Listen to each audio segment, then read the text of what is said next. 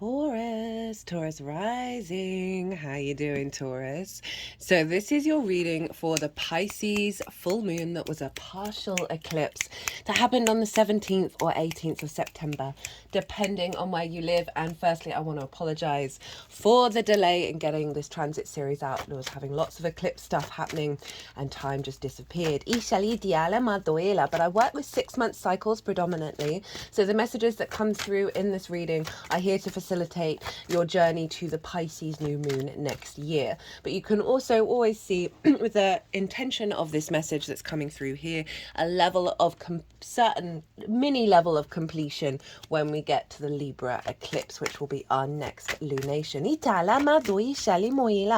So I read for the rising signs. So for those of you who do not have Taurus in the first house, look to the house that it does fall in your natal chart. Look to the themes of that house, and you want to apply those themes along with all the other meaning you've got going on in the sign of Taurus to the messages that come through in this reading. It will be as if that Taurus energy, wherever it falls in your natal chart, has now energetically moved to the first house. So the astrology will still link in. You've just got to apply the meaning of your Taurus realm to the messages. As always, take what resonates, leave what doesn't. So let's get into the astrology. But before I do, there are going to be 2 tarot piles.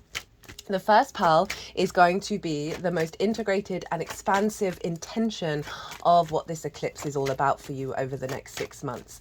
And so that way you can kind of get a perspective around how to then apply it to both the challenges and the blessings that show up throughout a transit. And it can give you, as I said, a sort of zoomed out perspective, which you can then figure out and apply through your own autonomy to your own life. The second pile is how to amplify and work with that intention. There will also be 2 oracle cards that I'll pull when I finish doing the tarot, and I'll be bringing this all together after I've finished breaking down the astrology for the rising sign. So Taurus rising, where is this happening for you?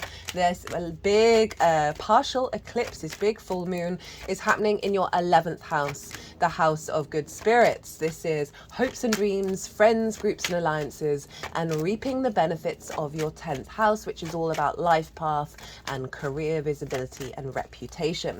So as it's a full moon, this tends to represent a level of completion of an old part of a cycle, as well as bringing in an activation code to work with over the next 6 months. And as it's an eclipse, it's closing out an 18-year cycle since the time that the nodes were last in, the North Node was last in Pisces. Now, the nodes are still in Aries and Libra, but this is an outer sign eclipse, so it is tying into that cycle. It's also acting as a bridge between the Aries-Libra dynamic into the Pisces Virgo dynamic.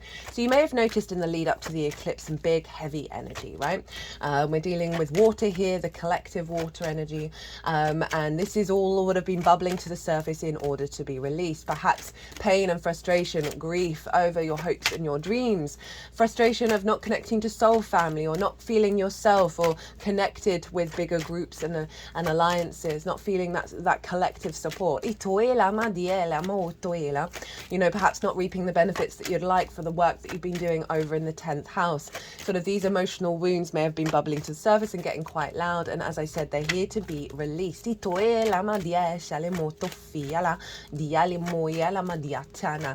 also see a completion of a particular part of a hope and a dream.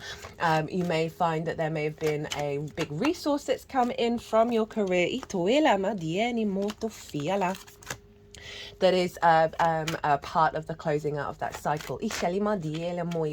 And now with that full moon, it's going to be bringing in a download to help elevate your hopes and dreams, elevate your capacity to be yourself and connect to those who are in alignment. And that doesn't necessarily mean you'll agree with each other, but a frequency of alignment when you're with groups and alliances, as well as releasing, as I said, wounds around being able to receive, okay, from the 10th house, and then activating the capacity to open up abundance. So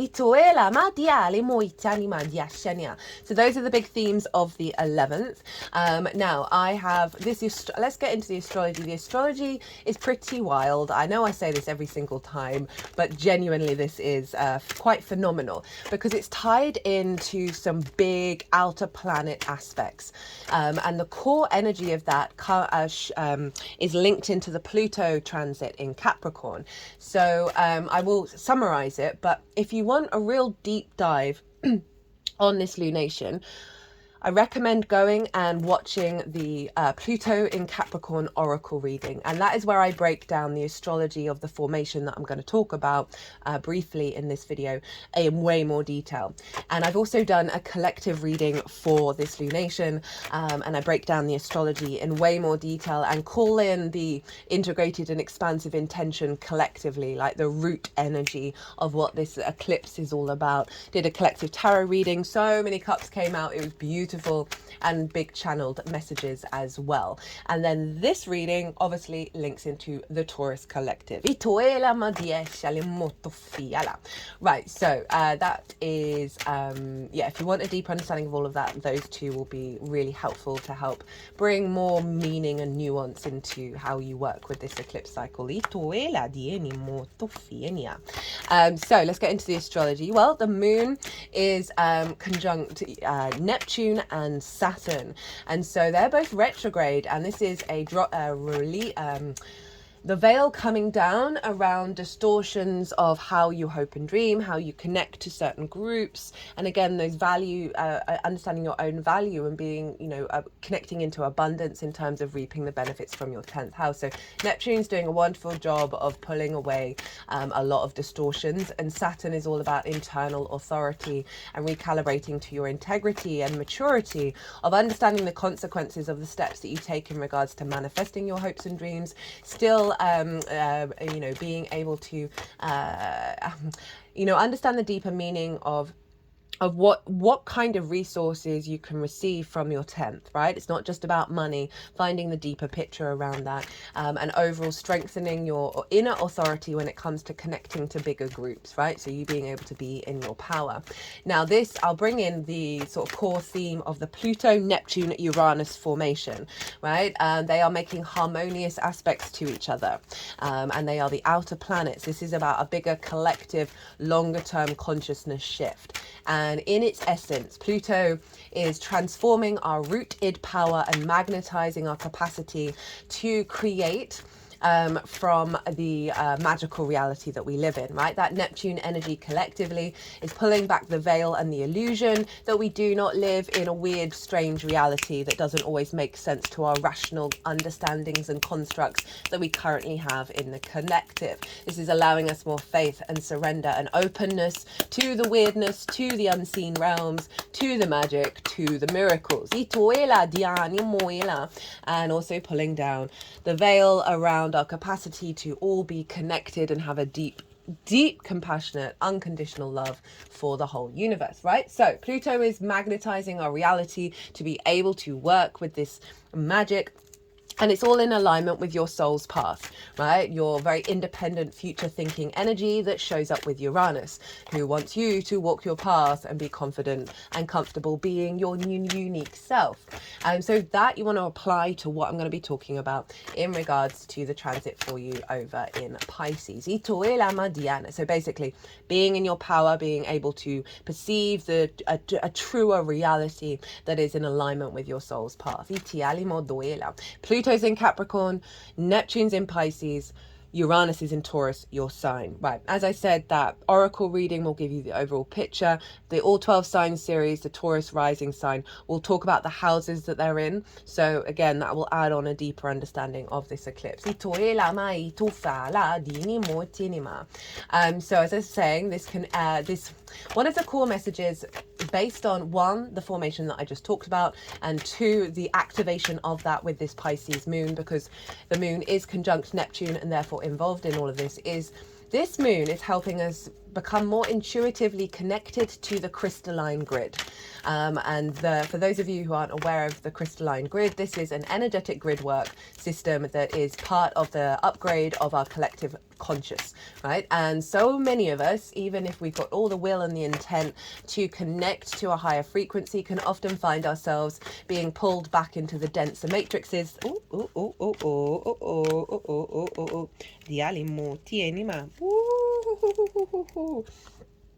Connected to the denser matrices, which just kind of seeing us loop around and round and round and round in certain karmic cycles where we're not learning anything anymore. It's just a kind of hamster wheel energy. And so this moon, again, the moon is our intuition. It's also about our needs and our nourishment. It's getting us in alignment with that frequency of the crystalline grid, where we're more intuitively connected to creating from that grid as our origin energy, rather than the denser grids that I was just mentioning. So that's one of the most biggest collective energies around this moon. And so that's going to be linked into your hopes and your dreams, right? So many of us, even when we're really confident, we think, you know, we got it all together, we can have some deep wounds within ourselves in the collective emotional body. This is Pisces. It's very karmic in nature, of not feeling good enough, not feeling like we're worthy. And so this can diminish your capacity to hope and dream beyond the sort of rational, oh, this is what's happened to me, this is what happened to my parents, I'm never going to be able to break out of this cycle, as well as any grief and difficulties around connection with bigger groups as well. And this is allowing us to sort of tap into a frequency where we're more in alignment in bigger groups, as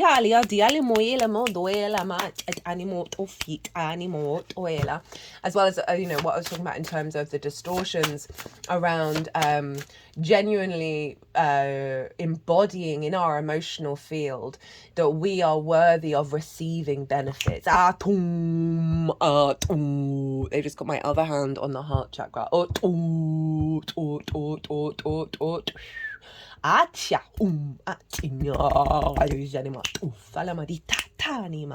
feel like that's helping clear it out. Sorry, new viewers, I forgot to mention, I channel multidimensional energies through my body, both in the form of physical and vocal light language. And this helps bring in healing, attunement, and activation codes to what I'm channeling by speaking, what's coming through in the messages of the astrology and the tarot. So there's a real sense of completion of an old cycle. We'll see if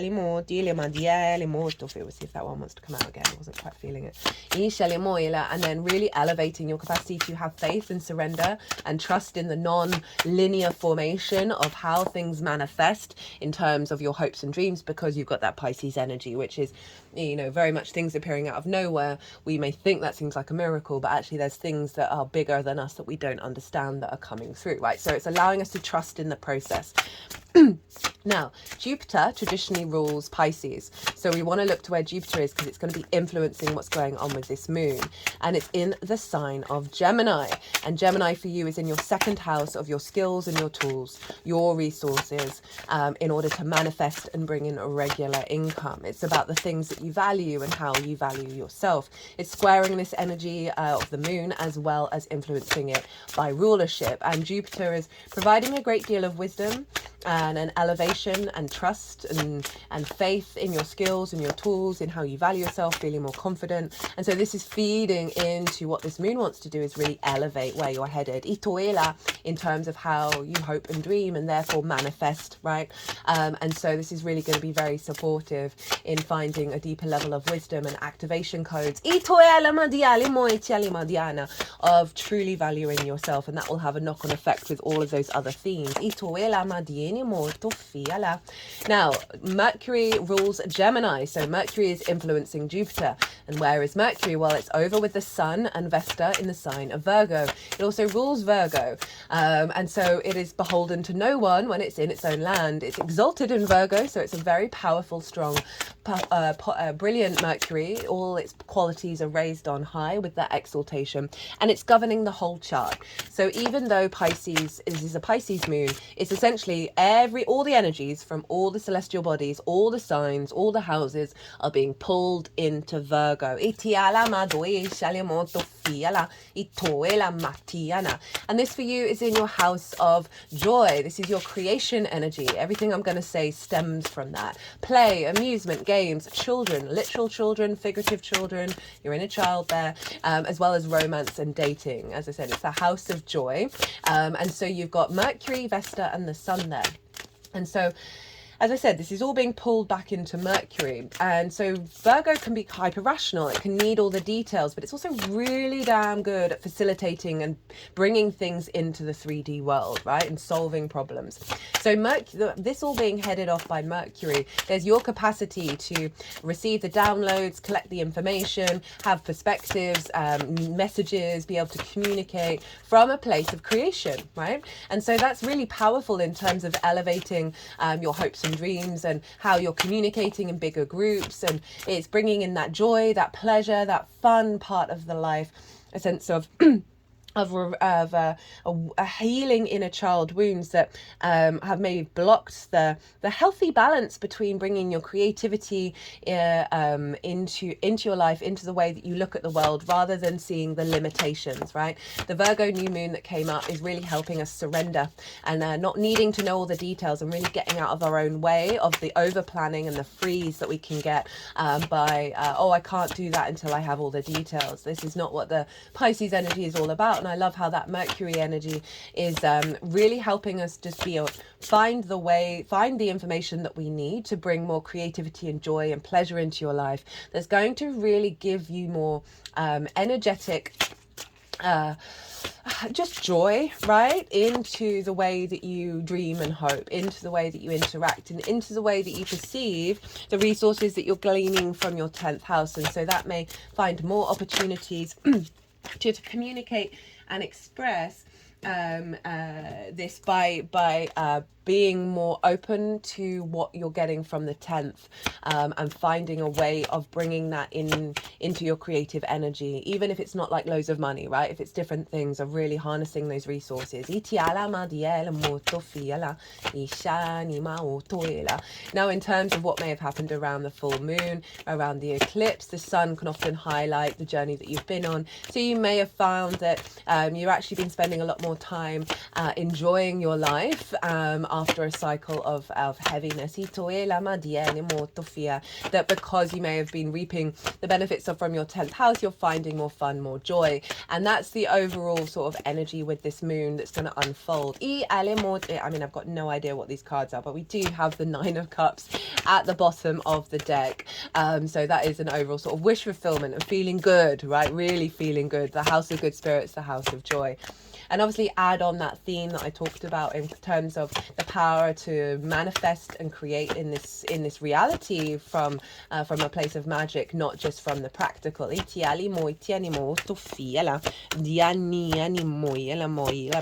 Now, Vesta and Mercury are in conjunction with one another, and wherever Vesta is transitoring, she's helping reorientate you back to your inherent soul contract, and that's your inherent soul contract with your creation energy. So essentially she is the original contract, and wherever she goes, she, you know, often from that's our inherent soul contract, it then gets subcontracted over and over and over and over again. She helps reorientate the energy flow back to the original soul contract and not have it dispersed through all the subcontracts that are no longer part of the paradigm. And as we're moving more into the crystalline grid, it's going to see a lot of those subcontracts and those pathways fall away. Now,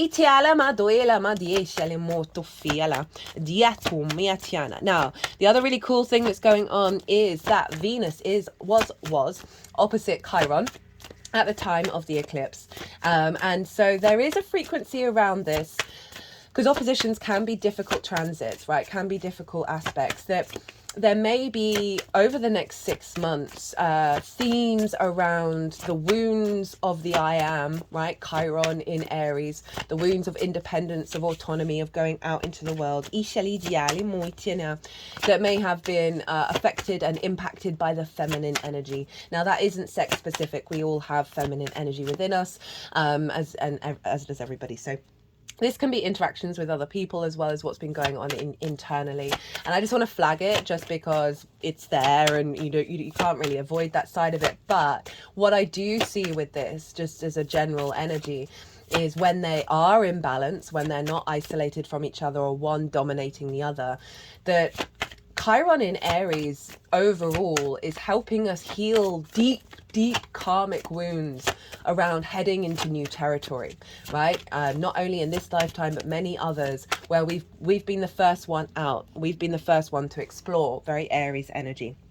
And we may have suffered because of that, right? Going into the unknown territory where we don't have full control. We don't know what we need. We don't know what to do. We're learning on the spot. And so often we can face some troubles with that, which then may have been imprinted into our energetic field where we're then uncomfortable going into new territory. We're scared. We don't want to do it. Now, Chiron is helping heal all of that. And the Venusian energy is acting as a balm in Libra of bringing objectivity and kindness, a sense of balance, a sense of harmony, and reconnection back to our capacity to find the desire and the love and the longing to go into new territory. Now, Aries for you, where Chiron is in your 12th house, your hidden house. No. Where's Aries for you? Yeah, it is. Sorry, my brain just went funny. In your 12th house, your hidden house, your house of mysteries, right? This is a difficult house as well as a very magical house. It's the unconscious spaces. And in those unconscious spaces are trauma responses and limiting beliefs, and then anxiety, depression, loss and grief. So Chiron's been doing a number on you for a while now to really help find the deep wisdom and a lot of unconscious wounds. So the theme for the collective is doubled down for you, Taurus. So really being able to do some deep healing here. You have Venus over in the 6th, which is work, how you figure things out, physical health, routines, co-workers and pets. It's the adult in the room of the chart, right? It's the things we've got to step up to. And so often we can be neglectful and we cannot be the good adult to ourselves. And so that can come from unconscious responses where we don't take care of our health, we don't take care of our routines, we don't want to work or whatever it is. We're finding it difficulty co-creating and collaborating. That's the co-worker energy. And so Venus is really soothing that energy and helping come to a greater connection and understanding of you committing and building and working on this planet.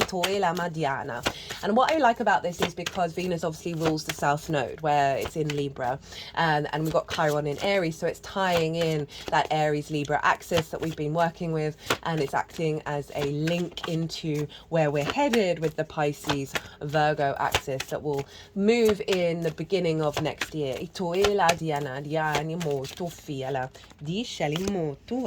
Right, all the cards are out. Perfect timing. So I'm just going to shut off my conscious mind while the energies that I channel are going to do things with these cards.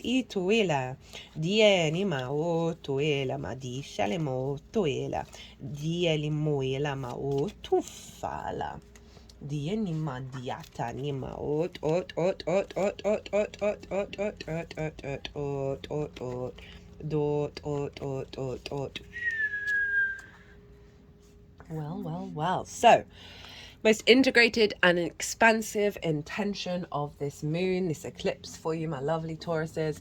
We have the Queen of Swords, the Strength card, the Emperor, and the Two of Cups. Now, the Queen of Swords has been showing up quite a lot, and so very Venus in Libra energy, which is really fascinating to me. So what this is about is this figure has been through some difficult times. Well, this is highlighted by all of these clouds, but her head is above the clouds, right? There's an awareness of, no, I am in new territory now. I can see clearly. It's a beautiful day above the clouds, and you see there's a bird above her crown, right? And so of all the sword court cards all have birds, she has one, and it's in her crown chakra. So this is about receiving messages, synchronicities, perspectives that come from the crown, and so she is about cultivating a new perspective, not denying the past and the difficult times that you may have gone on, but being in awareness and open to engage in the new perspective, right? So you're really tending and deepening a new perspective that's coming, understanding of your past, but awakening into the future. So if we think about this in terms of hopes and dreams, it's an awareness, oh, there's been limitations, there's been blocks in the way that you've been manifesting your hopes and dreams, there's been struggles, there's been difficulties. Same with perhaps reaping the benefits from your 10th house and interacting with groups and all of that. But there's now an awareness coming in with this eclipse of, oh, no, this is not my vibe, this is not part of me anymore. I understand I need to integrate it and come to peace with it in order to launch into this new perspective. And the Queen of Swords is saying you're going to have the energy to really cultivate this new perspective, which is just going to serve you in the long term. We then have strength. Hello, Leo. And this is all about coming into balance with your instinctive body and your higher self. And when we do that through a real openness and vulnerability and awareness, we gain the strength and courage that we need to enjoy our lives, right? So this is, they are being very vulnerable with one another, but they're not trying to dominate one another. So it's a mindset around compassion, empathy, and objectivity. And so this is calling, this intention is bringing in a level of balance, you know, with that infinity symbol, as in the energy loop, and a balance between the sort of the instinctive and, you know, our higher self.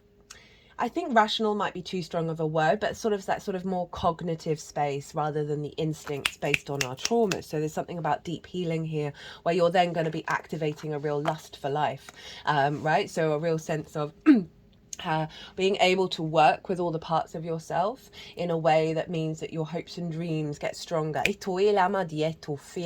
Leo, obviously for you, is in your 4th house of your roots and your foundations. So it's also your home. So there may be something around that, around a hope and dream, around a home. Or a hope and dream to be able to have more private time, to be able to have more space for that inner world. But if we just look at the word of the card, right, getting a level of strength with that generator of the infinity symbol to be able to be strong in your foundations and therefore be confident and comfortable with where you're headed. Then the Emperor. I mean, these are pretty badass cards, right? This is the Aries energy of your 12th house. So there's something of a sovereignty around those unconscious spaces, and understanding and a wisdom around the experiences that you've had that have got you to be in this level of not full control, but like an element of understanding that just a reflip on control.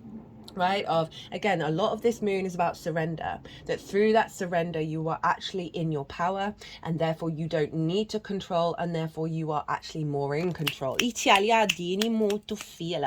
with that Emperor, again, in terms of the 12th house, a release of a lot of wounds in those unconscious spaces that is allowing you to step into your sovereignty, right, and really knowing what it is that you want to dream, and also being seen as the Emperor by these groups and bigger alliances of being seen as quite an independent, strong character, also a person of authority and respect as well. So that can link into what you reap from your 10th house of being seen more in your power, and therefore, you know, an element of reciprocity coming through. And then we have the Two of Cups. So this was, I think this was the first card out in the collective reading. I nearly cried. It was one of the lovely cup cards, and this is all about union, and this can be internal as well as external. We have the masculine, feminine, and spirit here, and they are equal height. They're treating each other with respect, honor, and dignity. They are both open to give and receive. So this is bringing you back into union of self, right? And really respecting and honoring the experience that you have, but it's union. It's intuitive, emotional love. It's falling in love with your spirits again. This is about coming into balance in your emotional body around how you hope and dream, around how about, there's a sense of connection here as well. So connecting to those hopes and dreams, connecting to others, connecting to the resources. For some of you, in terms of the 10th house of life purpose, that may be a romantic match. So there may be something around this of a hope and dream that you have that you may not have quite got to there yet. Or an elevation thereof, of that's tied in with the 10th house, right? As I said, career doesn't have to be your life purpose, but that's a really beautiful message to end on in terms of the intention of bringing yourself into union, right? Of really, and really respecting and honoring every part of yourself. So truly having value. There's Jupiter over in Gemini, a value of who you are, and that's going to really recalibrate the frequency around you in terms of what you're drawing towards you. And with that 9 of Cups, oh, on top of the King of Pentacles, love it. So that 9 of Cups is about wish fulfillment, right? I very rarely say that about this card because I'm always nervous about saying, oh, all your wishes are going to come true. It's like, well, maybe. But for me, this is about internal alignment, emotional alignment, that sense of gratitude of existence, of feeling abundant within yourself, feeling confident. I feel like this is a very Jupiter card. It showed up actually a lot in the Jupiter and Gemini transit series. So this is you feeling good about your own value and how you value yourself, feeling very confident emotionally. And that's going to have a knock-on effect with how you're able to, you know, elevate that 11th house of good spirits, right? And just feeling more emotionally aligned, and very, you know, you've got it. You know who you are, you know what you want, and you know what you're bringing to the table. How to amplify and work with this energy. We have the Page of Pentacles in reverse, the 8 of Cups, the 3 of Wands, and the 10 of Cups. So these two, the Page of Pentacles in reverse, this has happened in almost all of the readings where this pile, predominantly, there's an energy that may be difficult that the universe wants you to look at, right? And really be really open to transmuting it. Page of Pentacles in reverse in terms of the 11th house and the 5th house of creation energy, of a stuntedness in opportunities, a stuntedness in how you perceive and engage and collect messages around the elevation of these things, of how they move forward, right? But overall, it really is a sense of like a blockage of being able to what do I want to say with that? You know, in terms of how you, it's a very youthful card, Pages. They've just got into the court. They're very excitable. They're not jaded. They're really open. They want to talk to everyone. They want to learn everything. And so there can be an element of stagnation, perhaps through difficult times that you've gone through, around wanting to reconnect to these two houses. You're just like, well, I haven't got what I've needed or wanted, and it doesn't matter what I do, that there's just always a blockage there. And you know, Pages obviously do bring in messages, they do bring in opportunities, so it just feels like missed opportunities, sort of stagnant energy around being able to tap into the good spirits, to tap into the house of joy. Now, Pages are obviously the youngest court card, so there's an element of the inner child showing up here, right, of the wounds in the 5th house impacting your capacity to hope and dream. We have the 8 of Cups. This happens to be Saturn in Pisces, right? So this is all about having the courage and the determination to walk away from unconscious conditioning that is so familiar to us, even though it probably doesn't serve us, like neglect, or core perspectives in our emotional body that are blocks that would keep coming up over and over and over again, of being able to find that joy, find that good spirits. You know, this can be something that happened in your childhood that is just an imprint that's sort of got in the way of things. And this card is all about, it's an incredibly powerful card because it's so hard for us to be in observation of those imprints, let alone walk away from them, because they're so ingrained. It takes dedication, it takes commitment on a daily practice to be in awareness of what were they, how are they showing up, and when you do act from that space, to mitigate it with empathy and kindness, the Strength card, but also put into practice things that help just shift the frequency. So this is calling you to do that. Reflect on where this Page of Pentacles, what does it make you feel, right? Are you going to keep holding on to this energy? I say that as I'm speaking to myself about certain energies that I know I still hold on to, right? The repeating cycles over and over that are sort of like a compounding of the grief, compounding of the stagnation. But you've got Saturn here. This also is an eclipse of highlighting that you're going to have a frequency come in that's going to help you, one, get into observation of it, and also be able to walk away. And make that difficult journey of climbing that mountain to get a higher perspective. And that's what's coming through for us collectively. And I'm this is, I can totally see why this would get you down, right? That it's so imprinted within that you don't feel like you're getting out of that cycle. Now, for those of you like, well, I have things going right with me, I'm not really resonating, then it might just be on a really subtle energetic level, or it might not be for you. As always, not all the messages are going to resonate. It may be missed opportunities, blocked opportunities that didn't work out when it came to creativity, love, romance, your hopes and dreams, a particular career, a particular path that you need to let go of, right? You need to walk away from letting that old paradigm hold you back. Because then we have the Three of Wands and the Ten of Cups.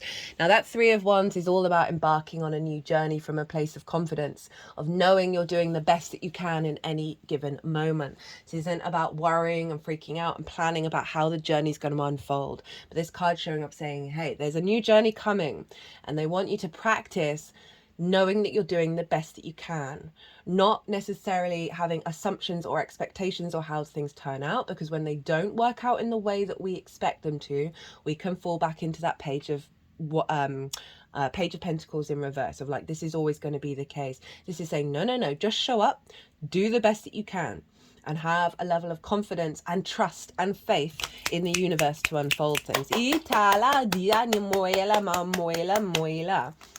And then the Ten of Cups, this is calling you to reflect on what are your hopes and your dreams. If you get away from the limitations of the rational. And this is obviously the nuclear family here is here. That may be relevant for some of you in terms of your hopes and dreams, but it's just a figurative representation of dreams, of being in emotional alignment with things external to you, right? This is all external rather than the internal energy of the Nine of Cups. So it's perhaps calling you to contemplate on what would you feel if those things manifested without knowing the details or what they were, but just the feelings. So it's calling you to focus on doing the best that you can and spend some time cultivating the energy of as if it's already happened, as well as getting to the root energy of what you would like to show up in your life, right? It doesn't have to be this, but if you touch into the root energy, you get out of the way of the magic that the universe can bring in. Right, the oracle cards that you have are Eyes of the Eagle, Rising Above the Fray, and the Prophet. I think they want the Prophet first.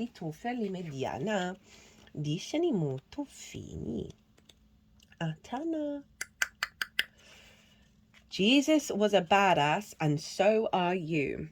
When we speak about higher intelligences, whether they be gods or goddesses, angels or ascended masters, it's always important to remember that energetically they all came from the same source. They're all in service to the same thing, light. There are so many we can't even begin to count.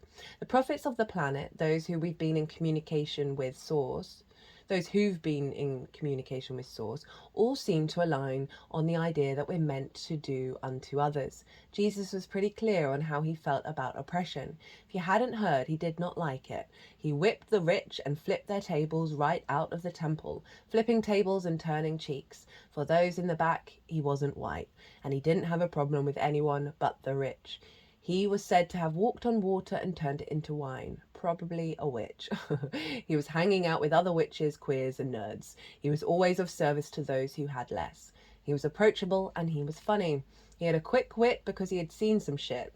Jesus is actually pretty badass. He had a wand and a whip. He took time to show up for people when they needed him, and he was definitely the kind of guy who would do his own stunts. This week, consider how you can better practice doing unto others. How and where might you be able to improve? This isn't our what would Jesus do moment, unless you want it to be. It's a moment where we get to consider how we want to operate in the world. Consider how you might be able to lead by example. If you want to wear a witch hat and carry a wand this week, I'm not going to stop you. You're enough as a badass to do it, just like JC. Now, what I was feeling through reading that was, there's with that strength card and that page of pentacles in reverse, there's something around the kindness that you would naturally give to others. I feel like there's a block in you giving it to yourself, especially with that Two of Cups as well. That this isn't, I'm not denying the message of do unto others. I think that's really helpful to calibrate a frequency around the 10 of Cups, of engaging from a space of abundance. But honestly, while I was reading it, I was getting it, this is what you need to do for yourself, right? You need to treat yourself as how you would treat your loved ones. Just feel like there's an element of a wound here, that through the process of working in that way, you're embodying the energy of Jesus in terms of the miracles, right? Of your hopes and dreams manifesting. Around letting go of some wounds, some resentment, some pain, some suffering. It's kind of like the magician energy here, which is the card of Mercury. And it's wanting to go on the intention. So it's sense of that is elevating how you're engaging with hopes and dreams, how you're engaging with groups, right? So it's just, you're bringing a frequency of compassion and empathy to those groups through this process that is going to be providing energetically a lot of beautiful support. And for some of you, you might be doing that through your work anyway. Right, where are we? 18. Eyes of the Eagle. Protection, inherent trust, rising above the fray. The eyes of the eagle offers you the gift of foresight, the skill of looking ahead to see the unfolding of destiny before it manifests as reality. The eagle's extraordinary vision allows it to spot the tiny mouse from its lofty perspective as it flies thousands of feet into the atmosphere. In a similar fashion, you too can train your keen eye to discern the workings of humans. Eyes of the Eagle is an invitation to witness the good, the bad, the ugly, and the beautiful, yet react to nothing. Act only to further your noblest calling. The eagle flies above all creatures when it meets obstacles. It simply rises above them. Know that you are protected. You can fly high above the judgment slings and arrows and the darts of envy from others who may not have your great wings and are still arguing with the pigeons over crumbs. Trust that you are ready for whatever fortune has placed before you, even if you feel not yet properly equipped to meet its challenges. Your willingness to say yes to spirit has nothing to do with how well outfitted you are. Hesitating, on the other hand, will suck the air from under your wings and make you lose altitude. You are called now to trust your heart and your instincts, to move fearlessly and not waver. The time is right and no harm can come your way if your motives are pure and you act courageously. So there's that strength energy showing up. So what this feels like is a combination of what I was talking about, of the wounds, right?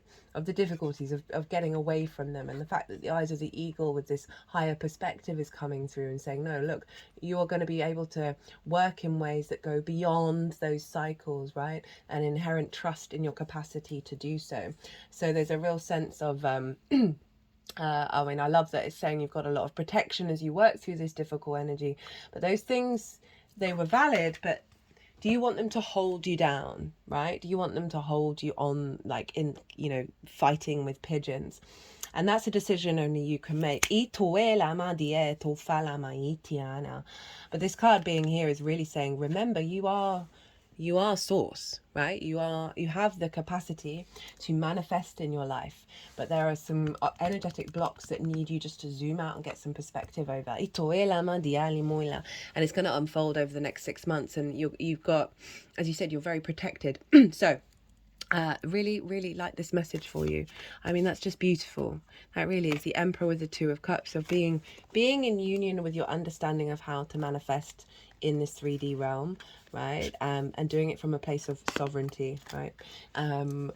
But there's obviously some blocks that from the outside world, situations from the outside world that have put blocks internally that have stopped you from truly embodying that power and that sovereignty of self. So that's your mission, should you choose to accept it.